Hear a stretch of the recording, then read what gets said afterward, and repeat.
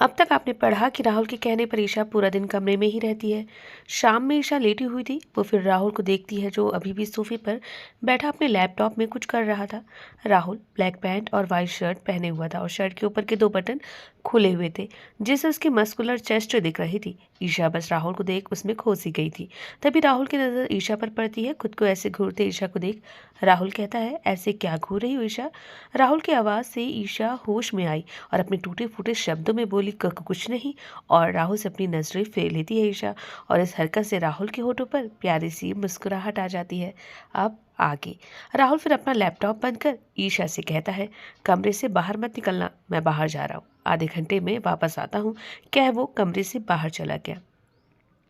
ईशा भी कुछ देर बाद बिस्तर से उठी और बालकनी में चली जाती है। सुबह से उसे कुछ अच्छा फील नहीं हो रहा था। वो कुर्सी पर बैठ बाहर का नज़ारा देखने लगती है। तभी मीरा जी आती है। ईशा को बालकनी में देख ईशा के पास आती है और कहती है, ईशा आप ठीक हो तुम? ईशा बोली, हाँ माँ हम ठीक हैं। ईशा, नित्या का फ़ोन है, उसे तुमसे बात करना है। मीरा जी ईशा को फ़ोन देते हुए कहती है, तुम बात कर लो आराम से, मैं बाद में मोबाइल ले जाऊंगी। क्या वो चली गई। ईशा अपने कान में फ़ोन लगाते हुए कहती, हाँ नित्या। ईशा, तुम्हारी तबीयत कैसी है अब? नित्या, हम ठीक है। ठीक है, राहुल कहाँ है? समीर ने अभी बताया मुझे कि आज उसने ऑफिस से छुट्टी ली है। हाँ नित्या, राहुल जी अभी कहीं बाहर गए, बोले हैं कि आधे घंटे में आता हूँ। आपको उनसे बात करनी है क्या? नहीं ईशा, मुझे राहुल से कोई बात नहीं करनी है। क्या हुआ नित्या, आप राहुल जी से नाराज़ है क्या? नहीं, ऐसी कोई बात नहीं है। और ईशा, मैंने तुम्हें फ़ोन लगाया था तुम्हारा हाल चाल जानने के लिए। राहुल की बात मत करो तुम। और तुम्हारा और राहुल दोनों का फ़ोन ख़राब हो गया है ना? जी नित्या, ठीक है, तो अगर तुम्हारी तबीयत कल ठीक लगे तो मेरे साथ बाहर चल सकती हो। नित्या, हम बिल्कुल ठीक है, और हाँ, हम चलेंगे आपके साथ। ईशा, कल राहुल का बर्थडे है, तो तुम बताओ क्या करना है? नित्या, अब हम क्या बताएं? ईशा, तुम्हें राहुल को सरप्राइज नहीं देना है? नित्या, हमें ये सब नहीं आता है। ईशा, कितनी बार तुमसे कहा है, राहुल तुम्हारा पति है, तुम नहीं ध्यान दोगी उस पर तो और कौन ध्यान रखेगा उसका? तुम्हें राहुल की हर ज़रूरत का ख्याल रखना ही होगा। उसे क्या अच्छा लगता है, क्या अच्छा नहीं लगता है, क्या पसंद है, क्या नहीं पसंद है, तुम्हें सब पता होना चाहिए। ईशा, उसे बात करो। अनजान तुम दोनों क्यों हो एक दूसरे के लिए? ईशा कहती, हाँ हाँ बस नित्या, शांत हो जाइए। हमें आपकी सारी बातें समझ आ रही हैं, लेकिन हमें आपकी हेल्प भी तो चाहिए। राहुल जी को आप अच्छी तरह से जानती हैं, समझती हैं उन्हें आप बचपन की दोस्त जो है उनकी। तो आप हमें बताइए कि हमें क्या करना होगा। आप जो कहेंगी हम करेंगे, आप फिक्र मत कीजिए। तो ईशा, जितना हो सके तुम उससे बात करो। वो ऑफिस में रहे तो उसे फ़ोन किया करो, बेवजह उससे बात करो। ठीक है नित्या, ठीक है, तो ईशा कल मिलती हूँ तुमसे, तुम अपना ध्यान रखना। कह नित्या फ़ोन रख देती है। ईशा अपने मन में ही कहती है, कल राहुल जी का बर्थडे है, पर हम इन्हें क्या गिफ्ट दें, और हमें ऐसा क्यों लग रहा है कि नित्या राहुल जी से नाराज़ है। यही सब सोचते हुए ईशा बालकनी से कमरे में आती है और मोबाइल टेबल पर रख वो अपना एक साइड रखे हुए बैग को उठा सोफे पर रखती है और बैग खोलती है। बैग में कुछ कपड़े और अपने पापा की तस्वीर रखी हुई थी। ईशा तस्वीर उठा अपने पापा को देखती है और उसे पापा की याद आ जाती है। तभी उसे एक छोटा सा बैग और दिखाई देता है। ईशा अपने पापा की तस्वीर रख वो बैग ओपन करती है तो उसमें गहने और कुछ पैसे रखे हुए थे। ईशा उन पैसों को देख कहती है, ज़रूर ये भाभी ने रखे होंगे। फिर ईशा खुश हो जाती है और उन पैसों को गिनती है। ईशा कहती है, ये तो बहुत पैसे हैं, 10,000 में तो राहुल जी के लिए अच्छा सा गिफ्ट आ जाएगा। ईशा सारा सामान वापस बैग में रख देती है और अपने पापा की तस्वीर भी, और बैग की चेन बंद कर एक साइड रख देती है और टेबल से फ़ोन उठा कमरे से बाहर आती है और सीढ़ियों से होते हुए वो नीचे हॉल में आती है जहाँ सभी बैठे आपस में बात कर रहे थे। रिया ईशा को देखती उसके पास भाग कर आती और कहती, बड़ी माँ आपकी तबीयत ठीक हो गई? ईशा रिया को गोद में उठाते हुए कहती है, हम तो प्रिंसेस बिल्कुल ठीक है। पल्लवी कहती, ईशा आप ठीक है ना, नीचे क्यों आ गई? किसी चीज़ की ज़रूरत थी तो मुझे बताती ना आप। ईशा बोली, हम माँ को फ़ोन देने आए थे। और पल्लवी, हम बिल्कुल ठीक है। मीरा जी बोली, बेटा आओ तुम भी हमारे साथ बैठो, साथ में चाय पीते हैं। ईशा हाँ में सिर हिलाकर सोफे पर जाकर बैठ जाती है। रिया ईशा से कहती है, बड़ी माँ चलिए ना आप हमारे साथ गार्डन में खेलते हैं। पल्लवी बोली, नहीं रिया बेटा, बड़ी माँ की तबीयत ठीक नहीं है ना। ईशा बोली, पल्लवी हम ठीक है, चलो प्रिंसेस। ईशा फिर रिया के साथ गार्डन में खेलने चली जाती है। हॉल में सभी साथ में बैठे बातें कर रहे थे। दिन ढल चुका था। राहुल भी बाहर से आ जाता है। वो गाड़ी से उतर देखता है कि ईशा रिया के साथ खेल रही है। राहुल के होठों पर मुस्कुराहट आ जाती है। वो गाड़ी से टेक लगाए अपने दोनों हाथ बांधे ईशा को बड़े प्यार से निहार रहा था। ईशा की नज़र राहुल पर जाती है तो उसे देख ईशा के दिल की धड़कनें बढ़ गई। वो रिया से बोली, चलो प्रिंसेस अब कल खेलेंगे। ईशा फिर रिया के साथ अंदर आती है और मीरा जी के पास बैठ जाती है। राहुल भी घर के अंदर आया और ईशा को देख वो बोला, तुम कमरे से बाहर क्यों आई? ईशा घबरा गई। मीरा जी बोली, बेटा ईशा ठीक है, तुम भी हमारे साथ बैठो, आज बहुत दिनों बाद सारा परिवार एक साथ है। राहुल के हाथों में एक शॉपिंग बैग था। वो घर के स्टाफ को वो बैग देते हुए कहता, जाओ इसे मेरे कमरे में रख दो।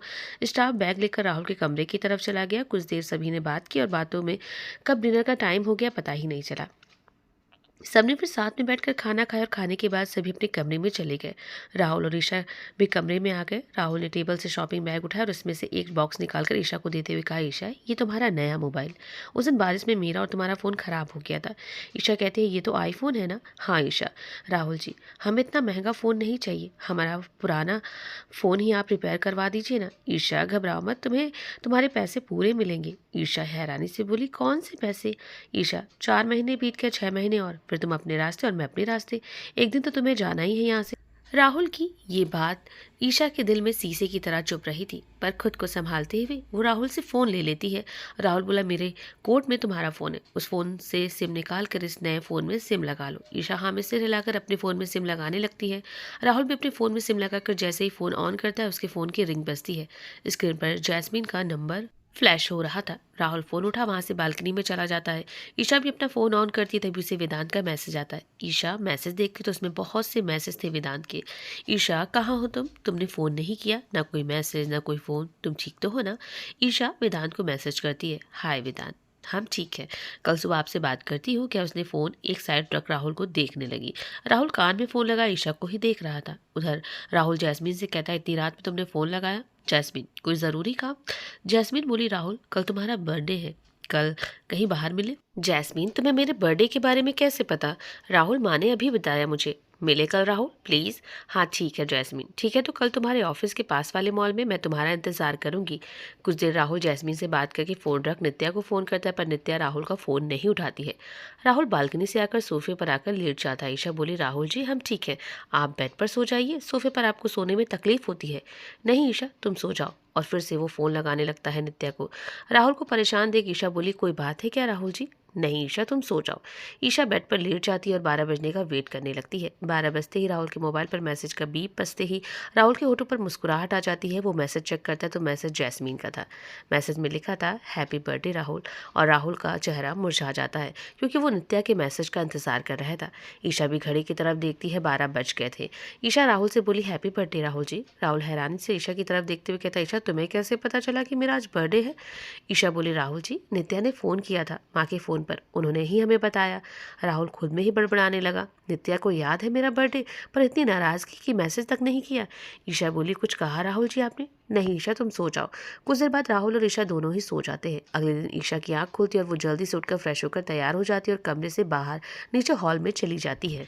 ईशा ने आज आसमानी कलर की सिंपल साड़ी पहनी हुई थी। वो मंदिर में पूजा करती है और पूजा करने के बाद ईशा भगवान जी के सामने हाथ जोड़ उनसे प्रार्थना करते हुए कहती है, भगवान जी हम जानते हैं कि हमारे राहुल जी से शादी बस 1 साल की है, लेकिन उन्होंने हमारी मांग में सिंदूर लगाया है। उन्हें हम दिल से अपना पति मानते हैं। वो भले ही हमें अपनी पत्नी का दर्जा दे या ना दे, वो उनकी मर्जी है, बस आप हमेशा उनकी रक्षा करना। हम आपसे अपने पति की लंबी उम्र के लिए कामना करते हैं। उधर राहुल की भी आँख खुलती है। ईशा को बेड पर ना देख वो जल्दी से कमरे से बाहर आता है और कुछ कदम सीढ़ियों पर बढ़ाते हुए देखता है कि मंदिर के सामने ईशा हाथ जोड़े खड़ी हुई थी। राहुल फिर वापस से अपने कमरे में आता है और अपने एक साइड कपड़े रखे देख कहता है खुद से, ईशा अब तुम्हारा इस तरह से मेरा ख्याल रखना मुझे बहुत अच्छा लगता है। तब ईशा के मोबाइल के मैसेज की बीप हुई। वो टेबल से ईशा का मोबाइल उठाता है और मैसेज देखता है। मैसेज में लिखा था, गुड मॉर्निंग ईशा। फिर वो सारे मैसेज चेक करता है। कल रात में ईशा ने जो जवाब दिया था कि कल आपसे बात करती हूँ, ये देख राहुल की आंख गुस्से से लाल हो जाती है। फिर खुद का गुस्सा शांत करते हुए कहता है, नॉर्मल सा मैसेज है राहुल, एक बार ही तो ईशा ने वेदांत के मैसेज का रिप्लाई दिया है और मुझे इतना गुस्सा क्यों आ रहा है? राहुल फिर टॉवल उठा वॉशरूम चला गया। आज वो वॉक पर भी नहीं जाता है। राहुल नीचे आया। सभी ने राहुल को बर्थडे विश किया। राहुल फीकी से मुस्कुराहट के साथ बिना नाश्ते किए चला गया। मीरा जी बोली, राहुल को क्या हुआ, नाश्ता भी नहीं किया?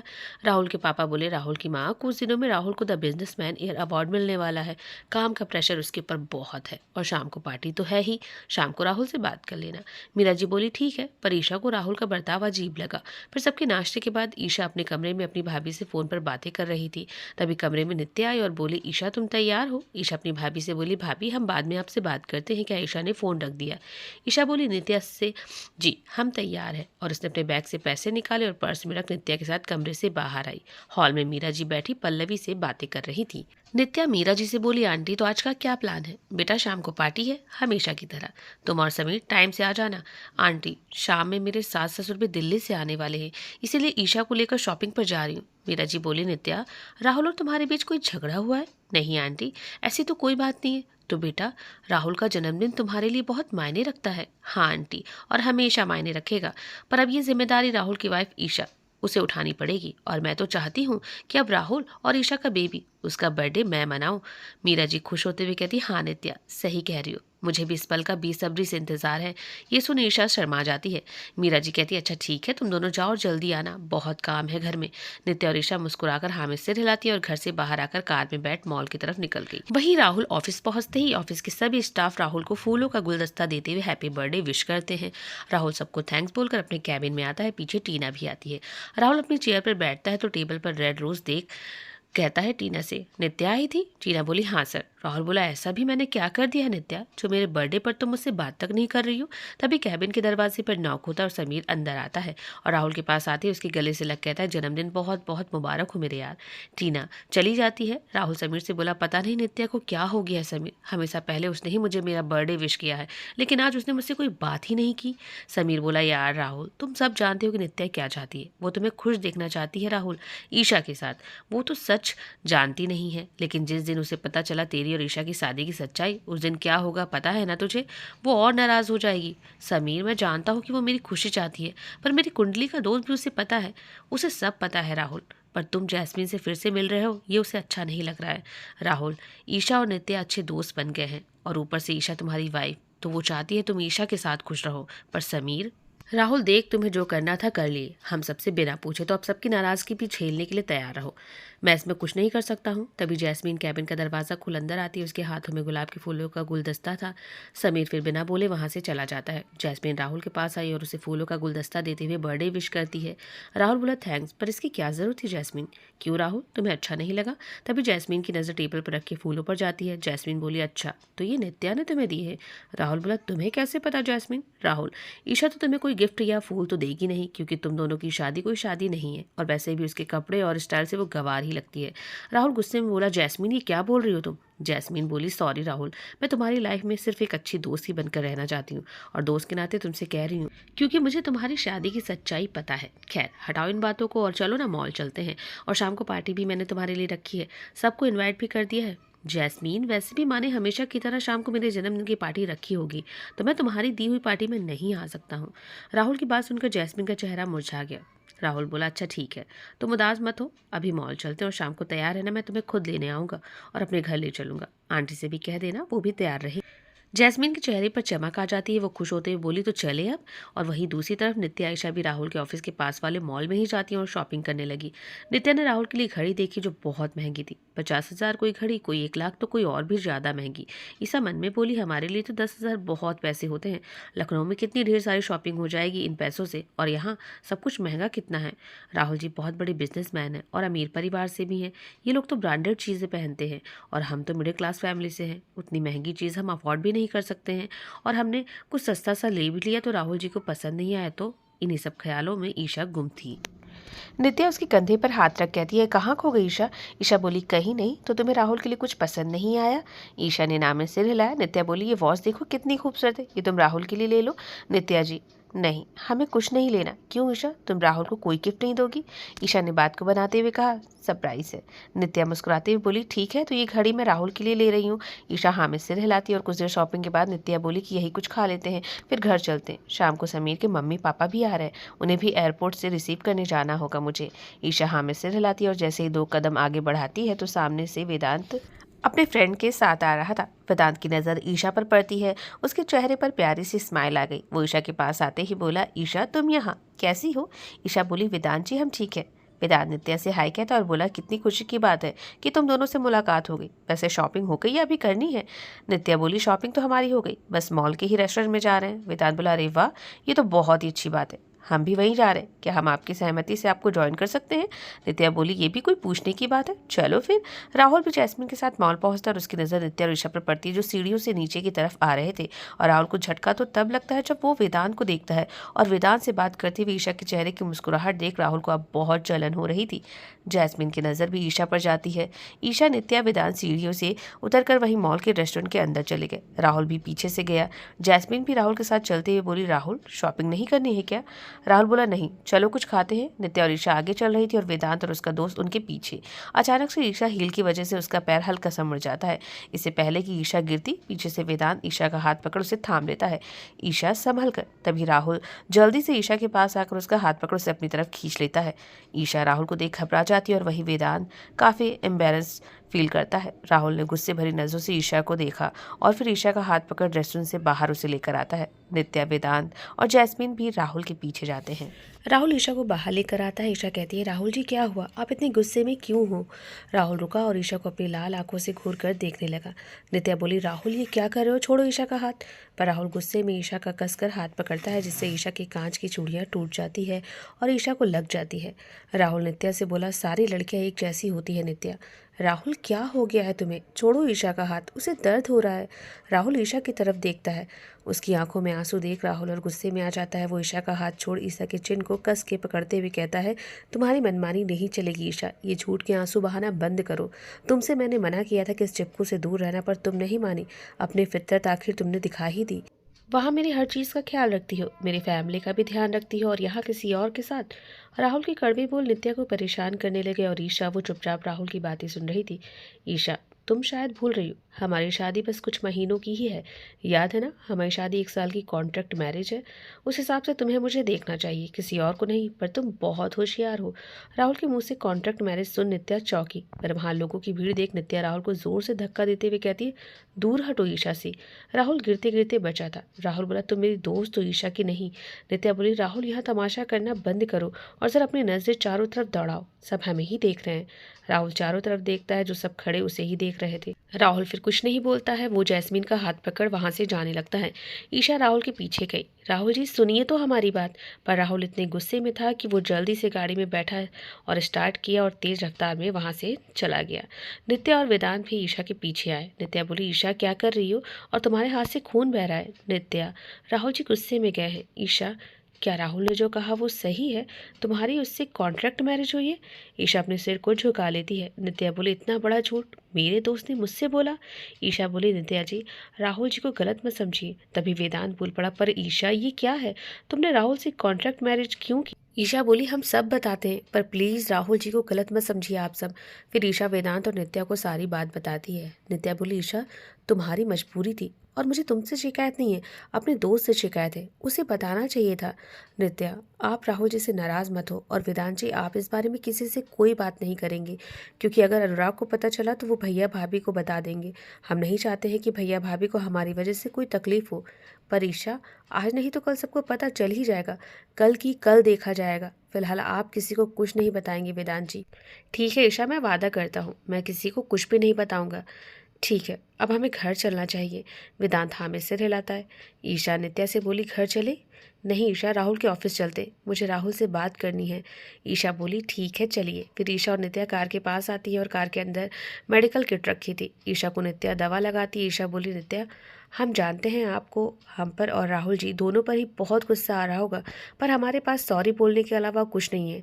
ईशा, एक सच बताओ, तुम क्या राहुल से प्यार करती हो तुम? ईशा बोली, हाँ बहुत प्यार करते हैं हम उनसे। नेताजी, हम जानते हैं बहुत से सवाल है आपके मन में, पर आप राहुल जी से कुछ मत कहिए। आप उनसे नाराज़ हो जाएंगे तो हमें अच्छा नहीं लगेगा। हम उन्हें तकलीफ में नहीं देख सकते हैं, और आज उनका जन्मदिन है, तो आज उनसे आप कोई बहस मत कीजिएगा।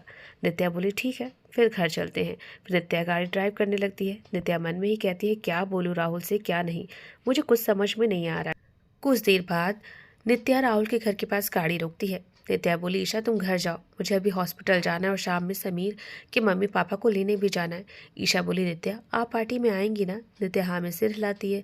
ईशा फिर घर के अंदर आती है। घर की सजावट हो गई थी, बाहर लॉन को भी अच्छे से सजा दिया गया था।